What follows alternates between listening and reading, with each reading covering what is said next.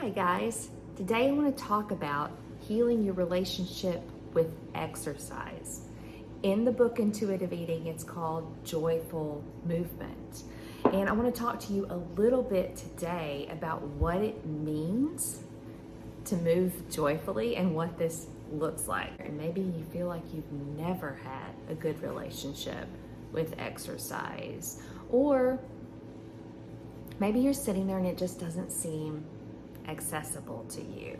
Maybe it often overlaps with the feeling that you have about your body. So maybe you're taking steps towards accomplishing certain goals that you have, and you feel like if you stop exercising in a certain way, that it's going to affect your body image. So how do we get to a place with exercise that we're not fearful that if we don't do a specific amount or a certain thing each day that it's going to affect our body size or our body image? So if you're in a place that you feel that you do not have a good relationship with exercise, maybe you feel like you've used exercise to overcompensate because you ate too much. Maybe you feel like you use exercise to overcompensate when you're stressed. And maybe you just can't get yourself to get up off the couch.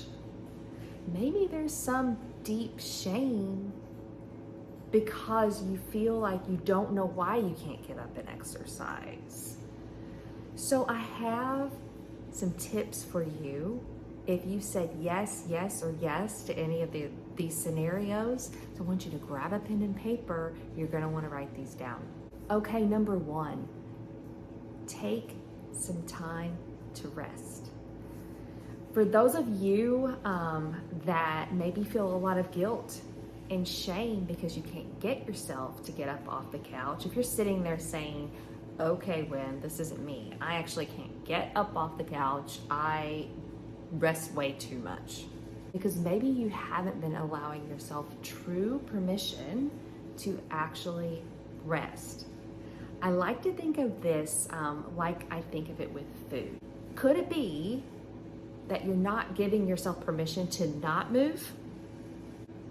What I mean by this is, if you're not giving yourself full permission, just like with food, maybe your diet branding is telling you that if you have cookies in the house, you're just gonna eat the whole sleeve, so that perpetuates chaos. This could be what's happening with movement. If you're beating yourself up for not moving, it's just gonna reinforce the desire in your brain to not move. Guilt and shame are not really good motivators. So for you, if this is you and you're like, you know what, I just can't get up off the couch, give yourself permission to rest. If you're sitting there and you're in the camp of over-exercising, okay, and not moving at all totally freaks you out, I can relate to this. I have been there in my life. Then I bet giving yourself permission to rest can be really stressful. I've had clients say, I can't sit and meditate or breathe or focus on my breathing. I can't journal my feelings. I cannot do yoga. It's too slow for me. So I want you to lean in, if this is you, to the discomfort. And I'm not going to give you any time frame here, tell you you have to do it for a certain amount of time. I just want you to try to lean in. I want you to try to give yourself permission, and I want you to just sit with rest and experience what that feels like. Sit with it, lean into it, figure out what your fears are and why you don't want to let your body to have a day of rest. There might also be other behaviors that you'll notice that might pop up when you're resting, because maybe you want to try to manage something, and this is completely normal as well. But I want you to give yourself true permission to rest. Okay guys, tip number 2. If you knew for certain that moving your body was not going to change it in any way, if you knew that it wouldn't change the size, the aesthetic, your body type, if you knew it wouldn't change your body in any way, what would you choose to do? How would you choose to move your body? Would you change the intensity? Would you change the duration of your workout? Would you change the frequency? If you knew that your body wouldn't change, how would your movement change? Maybe you're sitting there and you're thinking like, okay, Wendie, well, if I knew that my body wouldn't change, then I just wouldn't work out at all. I'd just lay on the couch. I mean, that's what I'd do. And if this is the case, I want to challenge you to consider maybe you don't trust your body. Same way you've distrusted your body around food, is you think if you keep like Oreos in the house, you're gonna eat the whole bag. I guarantee you, if I had 100 packages of Oreos in your house and that's all you ever ate, you would get tired of them. So the same concept with distrusting your body around movement is that you've just assumed that if you're left to your own devices, you wouldn't move your body at all. Have you learned to distrust your body around movement? I want you to think about that question. I want you to maybe journal it out.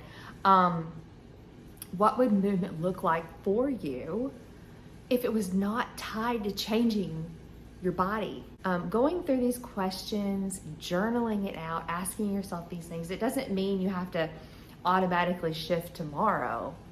It's just kind of thinking about it, getting the gears turning.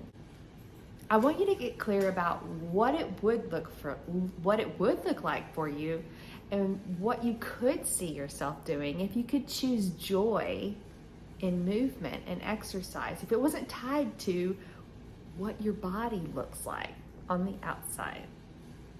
Number 3 is consider your why around movement. What are the reasons that you want to move your body? Is it that you maybe really value long-term health? Maybe you want to feel strong in your body. Maybe you want to feel comfortable. You don't want to feel winded when you walk outside or go up the stairs or just walk around the block. Maybe you want to be able to chase your kids around or be able to go for hikes with your family or make a big day out of Disney World and not feel like worn out. Whatever it is, think about the why behind why you want to move your body. Maybe you notice that movement serves your mental health. And when you move, you just feel so much happier. Maybe you feel a sense of just stress relief. Another would be maybe you're fine not moving for the most part, but you have injuries. Maybe learning how to move your body in ways that make it easier for you. So maybe it's going to physical therapy. So by considering your why and really zeroing in on why it is, you're going to figure out what types of movement are going to be best for you. They're going to serve those purposes that you want in life. And that's important too, right? So we're shifting our mindset away from this idea that exercise has to be some military style boot camp, sweat it, earn till you burn kind of thing. Especially if you feel like you don't really enjoy movement, but you know that movement's going to serve a particular area or a goal that you have for yourself in your life. So consider your why. Hey, if you're interested in digging a little further into this, creating a series for you guys this month inside the Food Confidence Club. If you are not a member, please head to the link in the comments to join us or leave me a question below. As always, please subscribe if you're watching this on YouTube, and I will see you guys soon.